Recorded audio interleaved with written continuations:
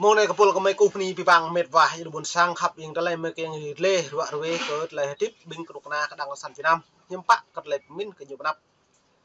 zuat này ra này đã buh pipang kapra ra này met vah jo nap này dang la dang kachum kyang ma pra hang le ke ka le pian nam núi le tung lum núi yo la lau đi yo Vietnam bo mo so o như lệ trùm răng pre điều trần lại pa ni thay nhà trắng còn lau đi như lệ lại non bố dụ lệ thì nhớ can trời nhập bong ấy mục sư áo can ấy bộ pre nào hội nghị nên giữa nên lại này đang hiếm pa lại mong ni nạp trứng đang càng pre nào đúng không na anh hiếm pa cất lại này nó nữa đang tổ thảo luận bình luận có trở lại nhiều đọc mét bữa đã hiếm pa nhiều sự can lắng lại hẹp lắng bữa đã nhiều bong lắng cờ đang càng này ta có bọ bởi này lần chào Việt Nam nghe lại đạo này giờ nên mời về đây mới đăng thật lại bẹo mệt này ra hội thảo nhân quyền. Nhà cầm quyền thực sự coi trọng thế giới mạng vì nó có nguy cơ mang thông tin ra ngoài biên giới Việt Nam. Bà nói rằng là lần này thì có một người bị chặn lại không được đi để tham gia các sự kiện mà liên quan tới cái phiên điều trần về nhân quyền ở Việt Nam. Nhưng mà cũng có một nhóm có lẽ lên khoảng 10 người, họ đã đi hồi tháng 1, họ đi qua Hoa Kỳ, qua châu Âu, rồi bây giờ. Nó lên lau đi mà tháng 1 là Hoa Kỳ và châu Âu bị phạt ra đập ta lên trong lau đi nhiều căn hiếm bạn lại tôi ý bộ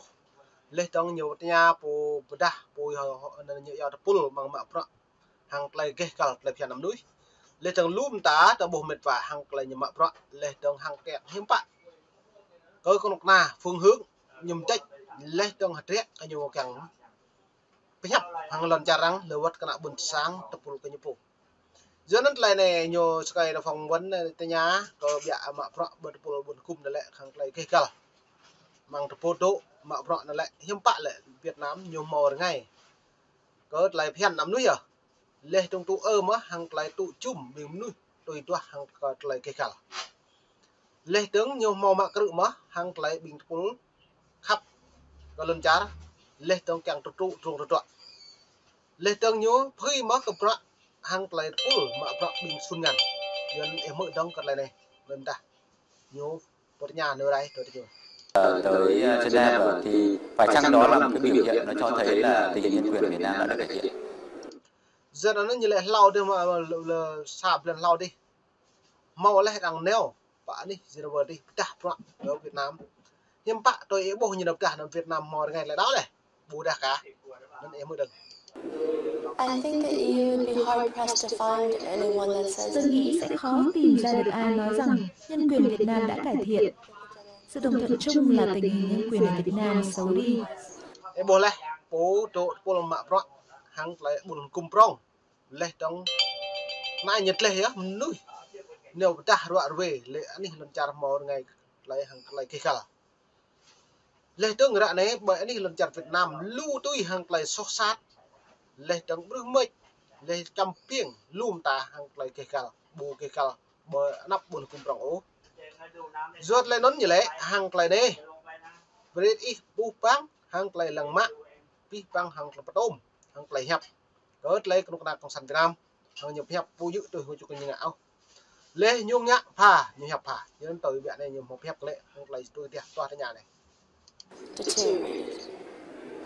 Bà có thể nói một chút về vai trò của Đài Á Châu Tự Do trong cái quá trình mà mang lại cái thay đổi ở Việt Nam không? Radio Free Asia's mission is to provide information to the people of Sứ mạng Vietnam. của Đài Á Châu Tự Do là cung cấp cho người dân những thông tin mà chính quyền ém đi. Chúng tôi cũng có sứ mạng tạo điều kiện cho người Việt Nam tham gia vào tự do biểu đạt và chia sẻ quan điểm theo điều 19. Chúng tôi cũng đi khoảng trống và cung cấp thông tin nội địa cho người sở tại. Dựa nó đấy Việt Nam hà này đang tùy cấp với nhiều cái bằng loại cho điều 19 là gần cái trách plus bản, plus bản. Dựa nó cái trách plus bản hiếm bạn đã bố, hàng lại phiền, hàng lại ghê cá, hàng lại tum clum, hàng lại lọ cú, hàng lại mọt pul, hàng lại răng trọn. Dựa nó mệt vả, nó ít gặp mức có mềm đặt này hàng lại lề. Mà lại không có thông tin nội A địa. whole. It's local news for local people that don't have local news. Bà nói rằng là các nội dung mà Đài Á Châu Tự Do sản xuất ra bằng tiếng Việt thì bị chính phủ Việt Nam họ chặn. Vậy thì liệu bà có ảnh hưởng chút nào không về mặt cung cấp cái thông tin đó về Việt Nam? Bây giờ tüm thông tin này tỷ lệ như lệ hiếm bạ Việt Nam thông tin rằng prey nào hàng lại cái cao như bị chặn hị lên tầng thậm chí nhớ bóp méo xóa bỏ thông tin nội dung hàng lại đập ta hàng lại cái cao nhưng bạn tôi đã buộc nhiều nhà bù bạ mang bù bù cung rong này. I think the blocking of our content is a clear Việc indication shut chặn of nội dung thông tin của their chúng tôi là chỉ dấu rõ ràng về quan điểm của họ về thông tin và cố gắng ngăn dòng chảy tự do của thông tin. Không còn có cách gì khác để lý giải. Còn chuyện họ có coi chúng tôi là phản động hay không thì tôi không biết. Họ không nói chuyện với cá nhân tôi. Nếu họ nói chuyện với tôi thì tôi sẽ nói, nếu quý vị đưa những tin tức đó, thì chúng tôi sẽ không phải đưa nữa. covered these events, then I would not need to. Khi mà nội dung của Đài Á Châu Tự Do mà bị chặn hoàn toàn như vậy, hoặc là gần như hoàn toàn, thì liệu các cái thông tin đó mà Đài Á Châu Tự Do sản xuất ra nó có chút ảnh hưởng nào ở Việt Nam không? Nhật nhà vừa đã buộc vi phạm lại như lệ tüm lại giật lê gọi với cái lần trả Việt Nam đã chỗ tôi dùng một phản ánh nhưng bạn Việt Nam nhưng ngăn chặn hí gật lại với hình thông tin này nhưng bạn màu mừng niệm nắp lấy tướng máu đang càng hil mà bữa đa đang càng lực mà gật lại lần chặn Việt Nam vừa càng nhiều chặn hí gật lại làn sóng đang ta hàng lại càng tức đơ hàng lại cái cao này nên đi gặp môi đồng cô này như lại Well, the government does attempt to block us. However, the Vietnamese Chính government quyền có cố gắng để chặn chúng tôi, nhưng cố gắng của họ là tùy vào vụ việc và nhắm vào những nội dung đã có sẵn. Như tôi đã nói thì người dân Việt Nam vô cùng sáng tạo và sành sỏi trong việc vượt qua được những ngăn cản của chính quyền trên Internet. and savvy when it comes to finding ways to circumvent Bồi á, vi phạm lại nhân quyền tự do thông tin, tự do báo chí, tự do ngôn luận, tự do hệ họp rằng ta càng có nhiều ngã. Lê đông mang nôn Việt Nam nhú ngăn chặn bộ đấy, cái lời này lại chinh sóc lại lại. Lời này cứ nhiều sóc, cái lời phiền cứ nhiều bù. Mang nôn hiền pháp như một tụ ở hàng lời mở rõ. Lê đông hàng lời tự do biểu đạt, tự do hệ họp, tự do biểu tình, tự do lập nhóm. Mang tập chân nhóm máu, cứ như là cán trở hí như bộ rượu, nhưng bạn là đấy. Giờ nó bị này nhập hẹp lại như vậy về Việt Nam có nhiều liên quan cái lại này. Đó cái nhập bộ. the censorship. So, periodically, what we Theo định kỳ, AFA thường tới các nơi tán gẫu trên mạng và blog ở Việt Nam để xem họ có đề cập tới thông tin mà chúng tôi đưa hay không. Và thực tế là có. Hơn nữa, chúng tôi thấy có rất nhiều phản ứng từ chính quyền với những thông tin mà chúng tôi nêu. Và chúng tôi biết chính quyền cũng nghe tin. Nếu họ không nghe thì họ đã không cố chặn chúng tôi. if they didn't listen, they wouldn't try to stop us.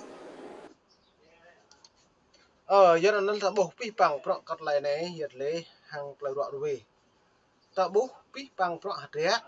lệ trong hàng lại gal lệ trong đằng bua ở cái nhố mà pro lệ trong bộ một khắp cả nặng buồn sang như những các này bố lệ trong luôn ta mong niệm nắp này đang lại đằng cái run mà pro tuy mất hại nhiều căn mò mèo bột pul lệ lên án của Việt Nam sốt lại phiền nằm núi lê trong mạng cứ bình cầu lại cái cả lê những chồng phiên bình luôn như giáp tù nhân lương đông rạ này vật chít đế vật trái vật na vật khô lú như tôi dầm dưới này tập năng nhiều pre lệ đấy nhiều tụ như giàu ăn treo sang trong đã 5 năm đã 10 năm đã 3 năm như giàu ăn treo hàng tháng thằng bảo xạ nhu lê trong tại buồn neo nó có thể nhận tăng án tôi nhận án 3 năm như ăn treo em muốn chấp hành những điều luật như nó lại em buồn neo xạ của người tính lê như có thể nhận tăng thêm đâu ăn treo ý sau năm lê mang non sau năm ý bố tụ nghe ý bố tụ cướp lấy mặt lại phiền nhớ như bác ý bố mất ốc khi như một tấu lê căn cướp mất vì bằng rõ như giao cái ai nập sát bởi đặc phóng viên có tính mang non mông non như mại như là cướp đâu lột hơn hoặc là lột hơn giờ nó nhận thế giờ nó lại này tông cùng ta rõ với cái con đang sản Việt Nam lại bộ một lại ngày sam ta được cái nông Việt Nam lại cái nông có lút như phố ram như phố ray như phố địch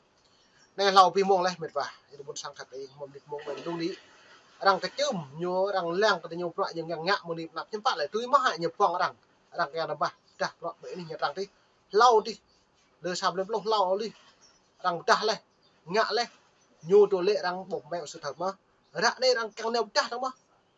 vừa lâu thì rằng thâu như can trở hi một sự ở đâu yang na betah pra hoi ni pak ani nyatang tu yo ton yaun